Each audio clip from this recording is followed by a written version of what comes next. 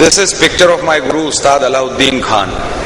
He was doyen of North Indian classical music and he could play 200 musical instruments with equal efficiency. This was because he knew the basics of music so well that no instrument appeared new to him, and all through his life he taught his disciples. The notable among them is Pandit Ravi Shankar, a recipient of Bharat Ratna, that you should know your basics well. This lecture is all about the basics. At the cost of repetition, let me explain to you what is OCT. When you examine fundus with a fluorescent angiography or colored photography, you examine fundus across the width and the length. OCT makes an examination of the fundus or retina in its depth, and this is made possible by showing laser wavelength of 820 to 830 nanometers, which go and hit different layers of retina, and depending on the reflectivity of each structure, a certain amount of light comes back, and this also has a reference of time, because depending on the location of each structure, it takes lesser or greater time. That is all about OCT. If you have followed this, you have followed OCT. Since there is a difference in the reflectivity of each structure and a difference in the time of arrival, these two data are analyzed with the help of an interferometer, which analyzes the time delay, and photodetector, which analyzes the amount of light that is returning, and this information is compared with similar information. Can I have pointer?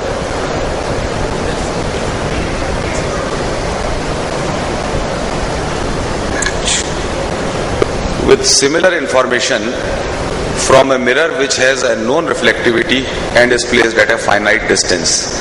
This differential, with the help of a software, is configured into an image like this, and this is what we call as tomogram.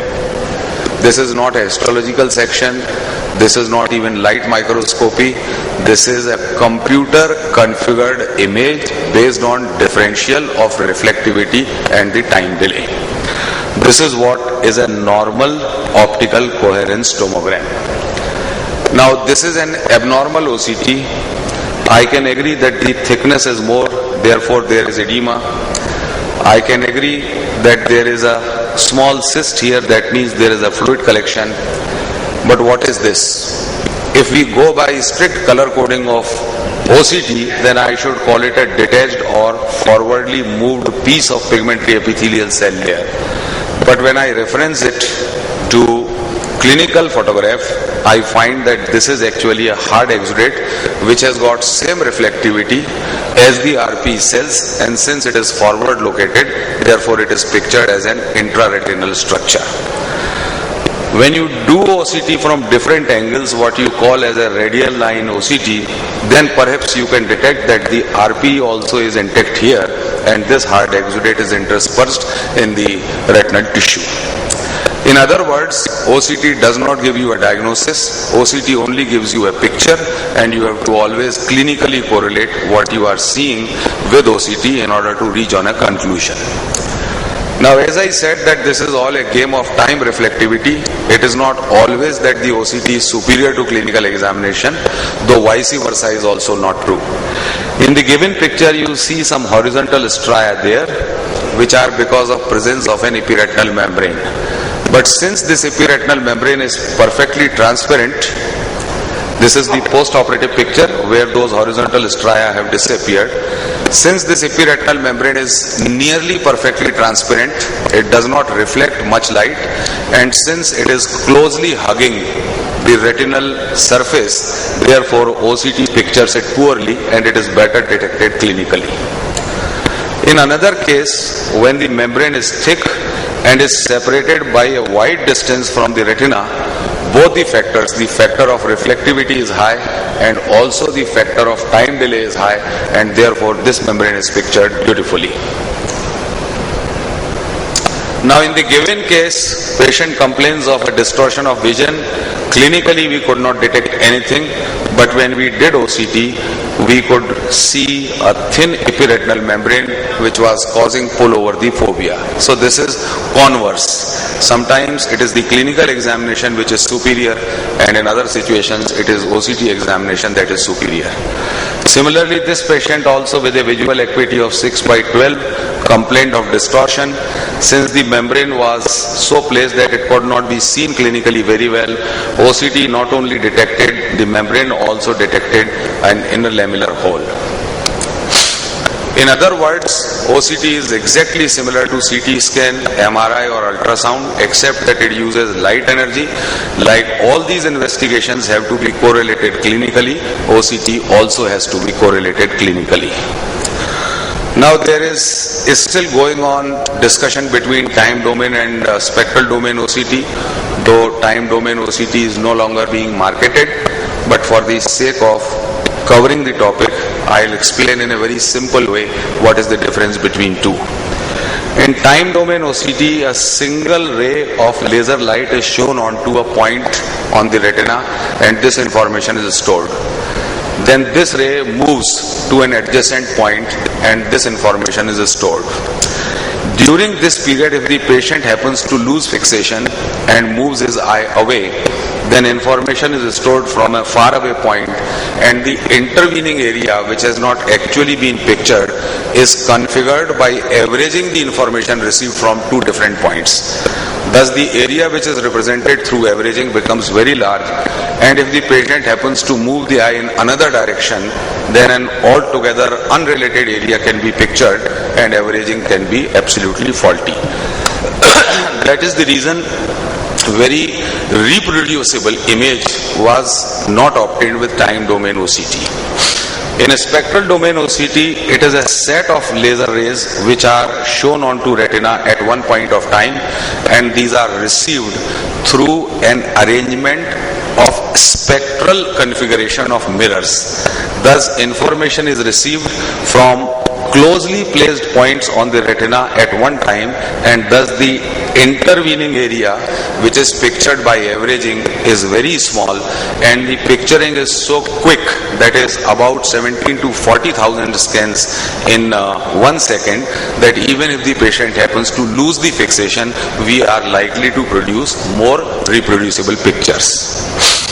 Time domain OCT gives an axial resolution of about 10 micron and a transverse resolution of about 20. The spectral domain, since it averages the information very little, gives an axial resolution of 5 to 7 microns and a transverse resolution again of 10 to 20 microns. Now a lot is being talked with the new machines that have been marketed, that my machine has a resolution of 2 microns, my machine has a resolution of sub 2 microns, 4 microns and 5 microns. Let us understand the basics of resolution. There are two kinds of resolution, one is axial and other is transverse. Transverse resolution cannot be increased in any machine because the optical configuration of the eye has already set the limits of transverse resolution. You cannot approximate the laser beam more than a critical distance. If you do beyond this, there will be so many aberrations. LASIK people will be able to explain this better to you. Therefore, the width of the band cannot be altered much. The media of the eye also cannot be altered much. Only thing that we can alter to improve resolution is wavelength, and increase in wavelength is directly related to improvement in axial resolution and not in transverse resolution. Now this is the complex formula which drives how increase in wavelength improves the axial resolution. We will not go into details. We will follow simple rule: longer the wavelength, better will be the axial resolution. And thus, using a single photon emission or titanium sapphire laser, a wavelength of over 1000 nanometers, it has been estimated that the maximum axial resolution that can be obtained in air under experimental conditions is 2 microns. This is a landmark study which identifies the factors that limit the axial resolution of OCT in vivo, and this study states that greater the water content of the media, lesser will be the axial resolution. So any claims in the market that the axial resolution is 2 microns or less are claims pertaining to air as the medium, not the actual media of the human eye. And as per this study, the maximum resolution possible in the human eye, in an average human eye, is between 3.5 to 7 microns, with the longest wavelength in use at present time. Then there is again a marketing tactics that this is a 3-dimensional Fourier domain OCT. As I explained in the beginning, OCT actually is a measurement into the 3rd dimension, so there cannot be a 2-dimensional OCT. Only thing, if you see this flat picture like this, or you see this like this becomes a 3-dimensional OCT. So 3-dimensional OCT is merely representation through the computer software. It is not that one OCT is measuring 2 dimensions and other is measuring 3 dimensions. Then there have been statements that this is comparable to histopathology. I should not be considered rude if I say that it is a criminal statement to say that it is comparable to histopathology. Histopathology is a tissue-specific examination. By taking a sample from my cheek skin or from a skin from my back, the histopathologist can exactly tell you where the piece comes from and what exactly it is like, which is not possible with OCT, as I shown in the first slide of this lecture. At best, you can say that these sections compare with light microscopy with a low-powered magnifying histological microscope, and these are 4 OCTs, same picture, which is represented in different colors through different softwares on the machine. It is not a tissue stain. Now these are 2 OCTs, and I would like to share with you that on your right hand, it is an OCT of an easel painting, not of human retina. And since the configuration in terms of reflectivity of light and distance of different shades that have been put on the painting is same, it resembles human retina. That is to impress upon your mind that OCT is not histopathology. Through a painting you can obtain a picture comparable to the picture of human retina.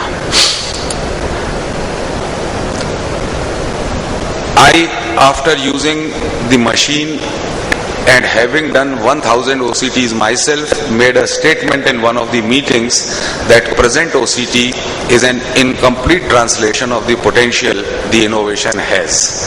Because I realized it's a beautiful way of going inside the eye and coming out with accurate information, but it is an incomplete translation because it uses only one wavelength and one property of light, that is reflectance. It only measures the reflectance and only the time delay. The new OCTs that have come, they use other properties of light, and by making use of other properties of light, it is possible to obtain functional information from the OCT.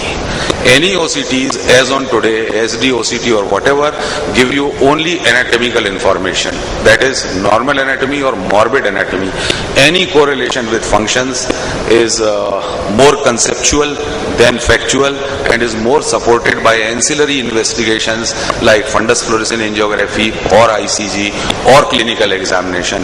OCT per se does not inform you function, but if you use the other properties of light, OCT will be able to give you functional information also.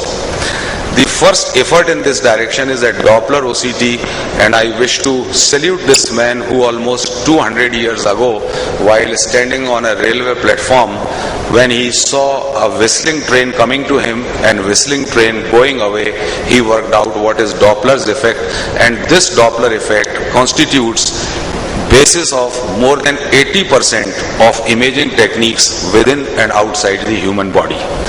Let us understand what is Doppler's effect. When this vehicle moves from this end to this end, if it is whistling, the sound appears louder from the same distance here and it appears fainter from the same distance here. This is because when the vehicle is approaching this man, the sound waves have to travel lesser and lesser, and therefore they develop a greater frequency and lesser wavelength. That is, the distance between the two sound waves is lesser and the individual wavelength of the sound wave is more. When the sound waves have to come from reverse, they have a lesser frequency and greater wavelength. And this difference or this shift in the frequency from two distances which are equal but are placed opposite is known as Doppler's effect.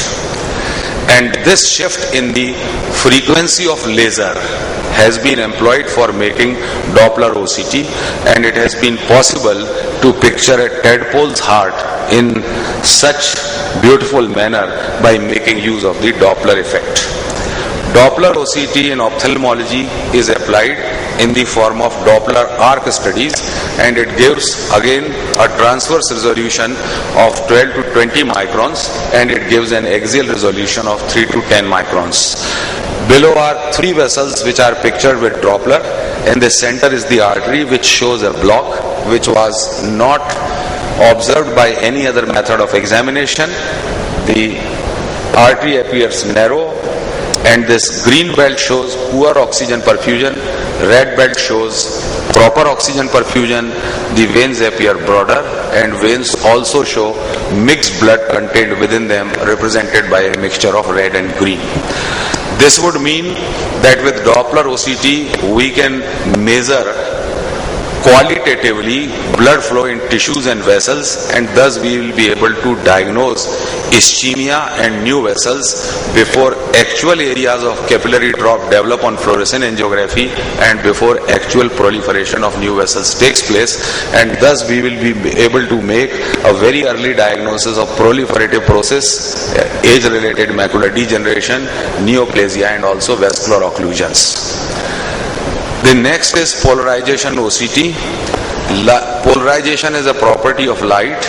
Light can travel in horizontal waveform, vertical waveform, and oblique waveform, and you can receive light in different waveforms through an ordinary zinc sheet wherein you can put slits horizontally, obliquely, or ovally.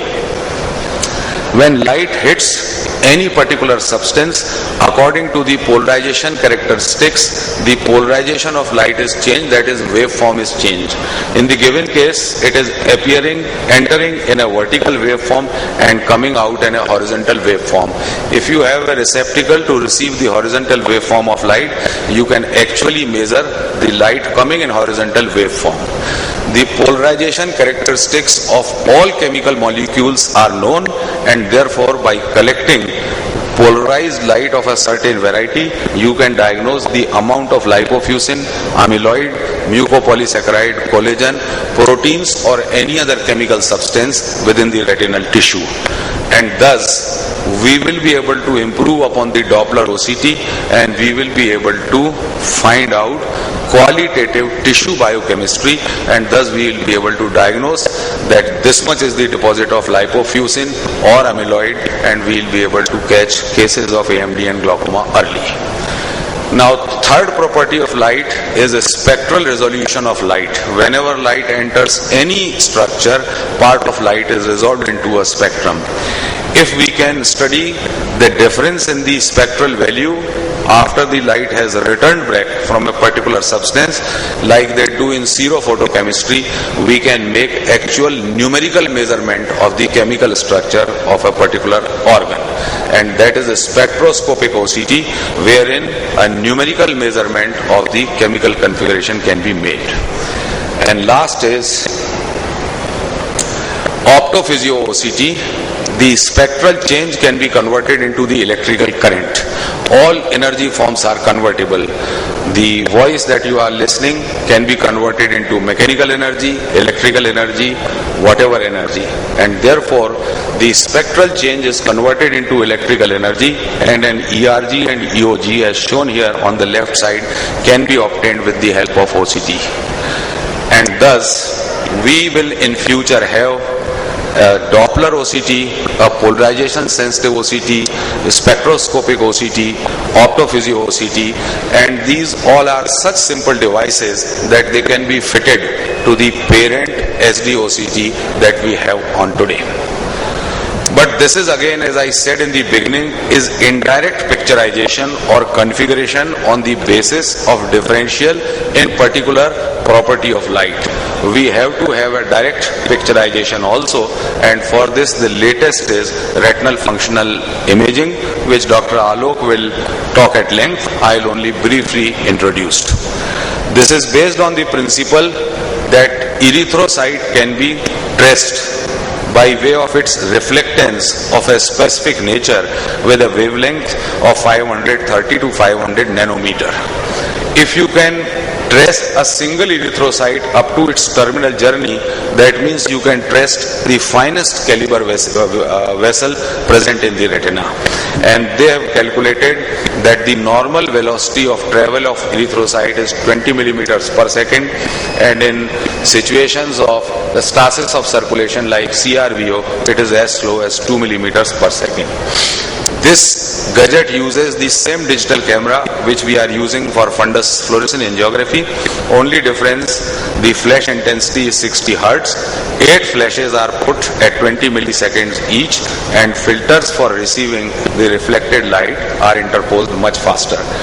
This is an FFA picture of the same macula, and this is an RFI picture of the same macula.